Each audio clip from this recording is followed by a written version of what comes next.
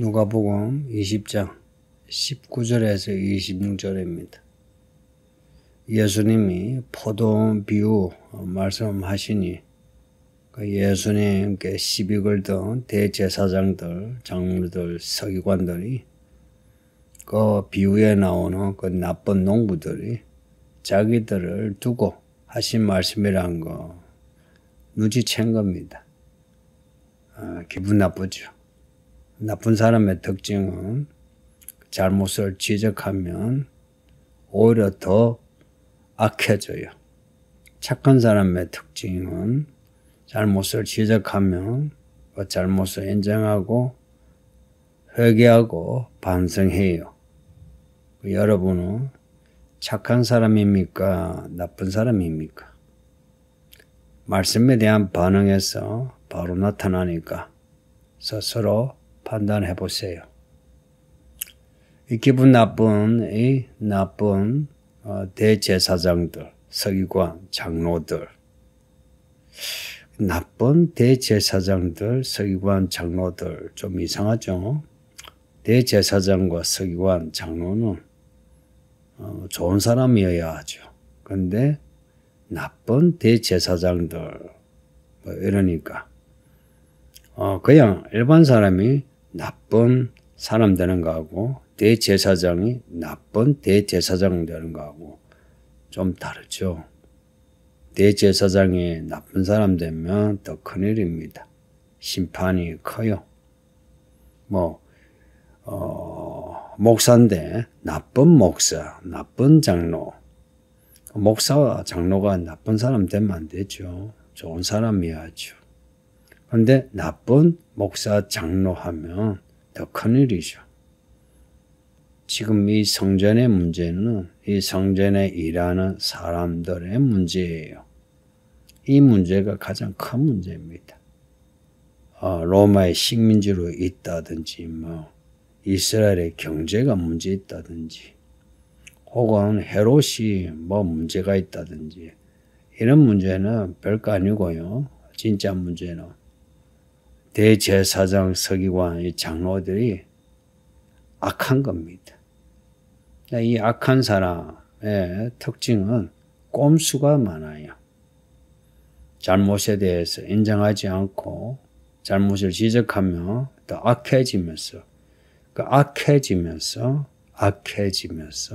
악해지면서 꼼수가 많아져요. 살아보면 이런 일을 자주 겪습니다. 악한 사람은 꼼수가 많아요.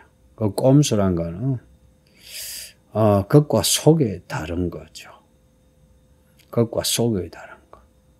그 20절 보면 예수님을 잡아가지고 총독에게 보내서 죽게 하려고 스스로 의인인 척하며 예수님의 말씀을 책잡게 하는 거예요. 말하자면 예수님 말씀 다 받아들이는 것처럼 하면서 예수님의 그 말씀을 책잡는 거예요.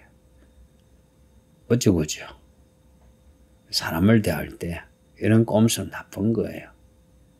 어린이 성도님들 교회 다니면서 꼼수 부리지 마소. 나이 들면서 꼼수가 많아져. 특히 남자들.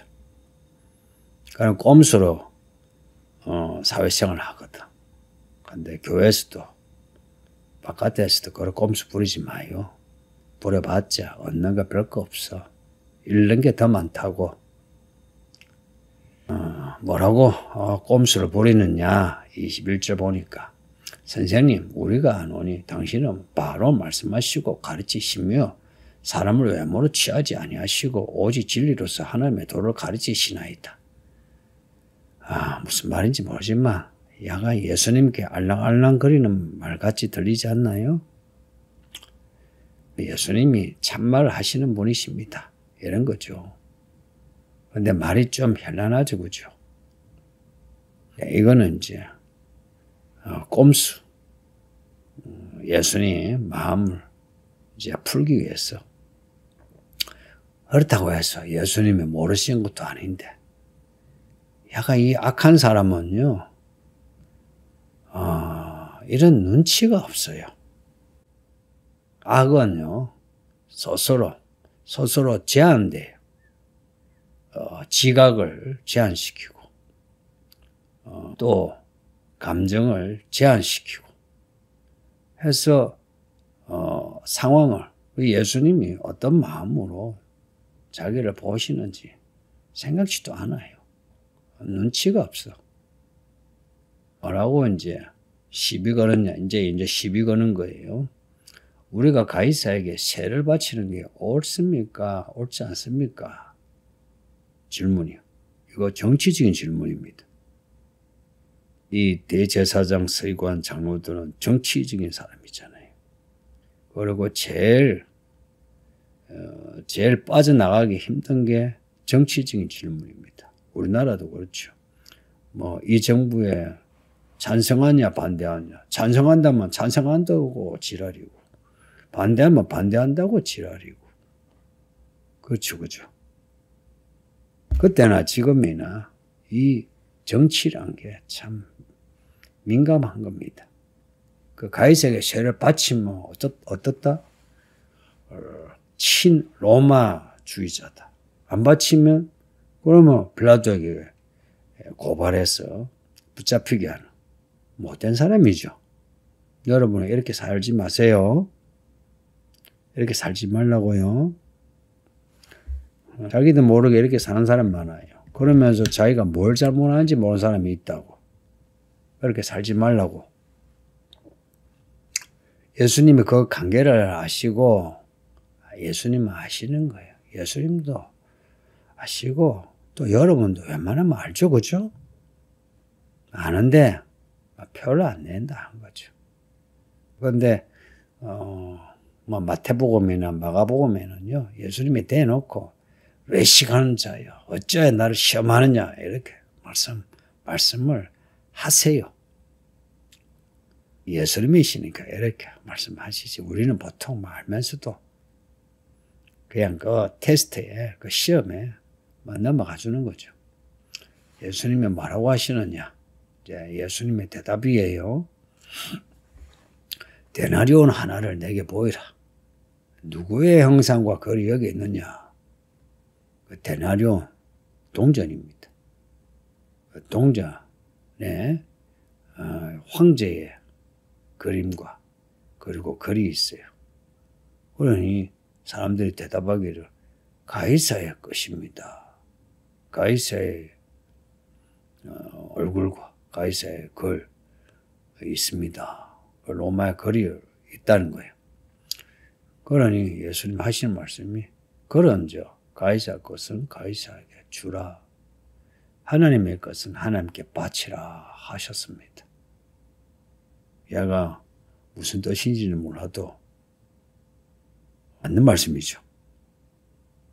네 거는 네 거 가져가고 내 거는 내 거 가져가고 이 말 누가 대꾸 하겠습니까? 가이사 것은 가이사에게 하나님 것은 하나님에게.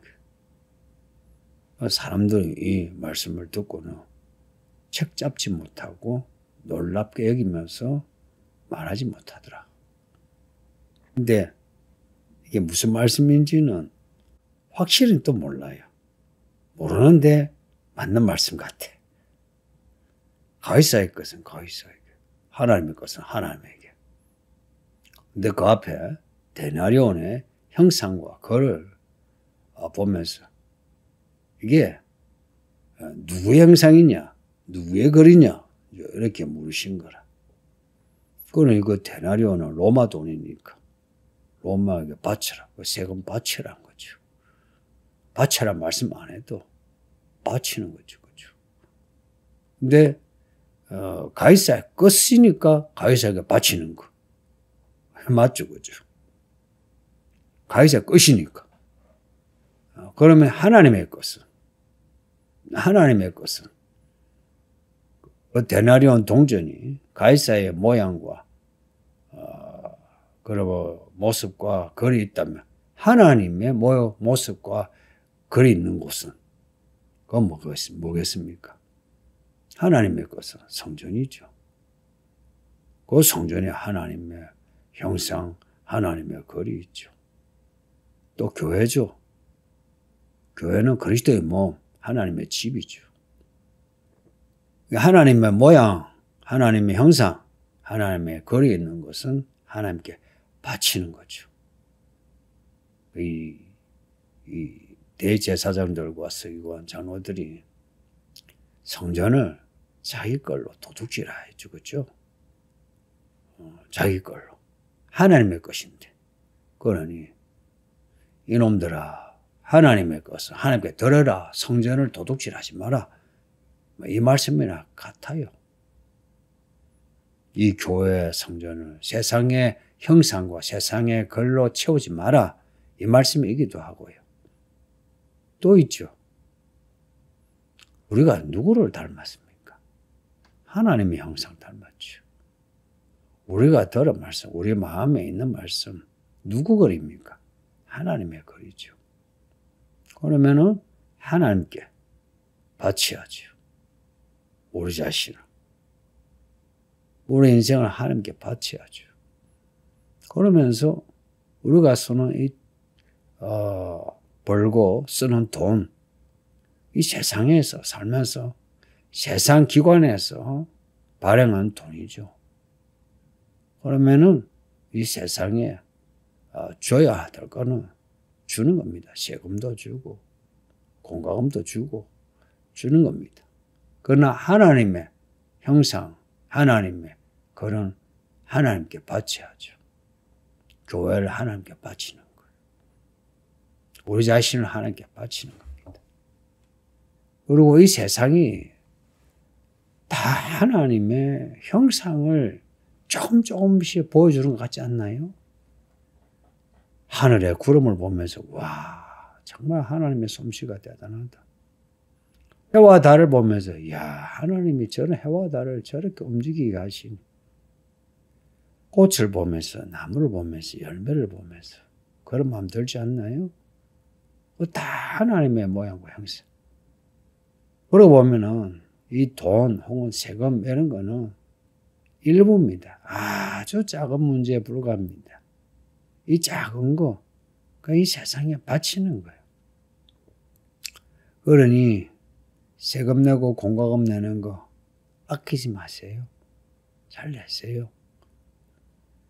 이스라엘이 로마 식민지하에 있어도 세금 낸 것처럼 우리가 식민지하에 있다 해도 그 돈이 우리를 지배하는 그런 국가가 있다면 그 국가에 세금 내면 됩니다.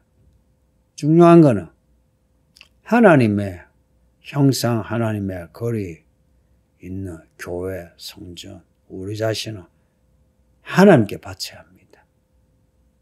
그래서 우리 예수님이 다시 오실 때에 하나님의 것은 하나님의 것으로 하나님의 나라에 들어가시는 겁니다.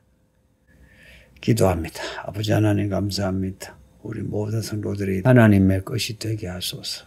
이 세상 살면서 세상 것에 인색하지 않고 세상 것에 탐내지 않고 세상 것은 세상 것으로 주고 하나님의 것은 온전히 하나님에게 바칠 수 있게 하소서. 예수님 이름으로 기도합니다. 아멘.